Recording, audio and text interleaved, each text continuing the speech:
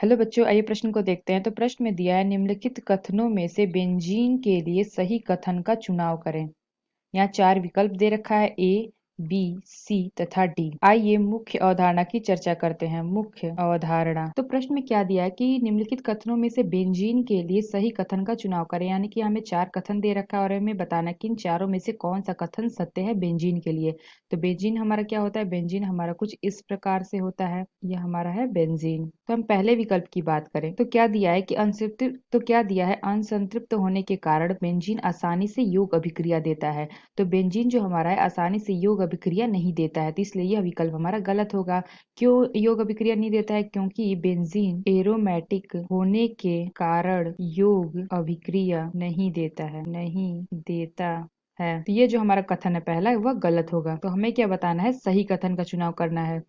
तो हम दूसरा देखें तो जो हमारा बी हमारा क्या दे रखा है? बेंजीन अणु में 2 प्रकार के CH आबंध होते हैं। तो जो हमारा बेंजीन होता है, यह हमारा बेंजीन है। तो बेंजीन हमारा कुछ इस प्रकार होता है। तो ये जो हमारा बेंजीन है, इसमें 6 कार्बन परमाणु है। 6 कार्बन परमाणु से हाइड्रोजन, एक एक हाइड्रोजन जुड़ा हुआ है। यह हाइड्रोजन, एक ये हाइड्रोजन और यह हाइड्रोजन, हाइड्रोजन, हाइड्रोजन।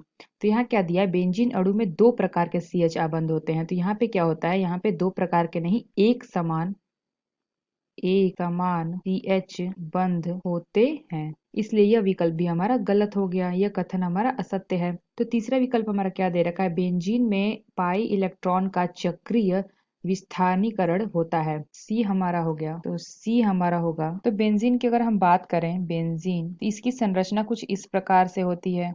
यह हमारा है बेंजीन। तो यहाँ पे क्या होता है? जो हमारा बेंजीन है, इसका ये हमारा हो जाएगा बेंजीन। तो ये आपस में से चक्रीकरण करते रहते हैं। तो ये हमारा हो जाएगा क्या? ये जो हमारा बेंजीन है, इसमें क्या होता है? चक्रीय। तो बेंजीन में हमारा चक्रीकरण यानी कि चक्रीय विस्थानीकरण होता है। तो ये जो हमारा बेंजीन है, उसमें चक्रीय विस्थानीकरण होता है। किसका होता है?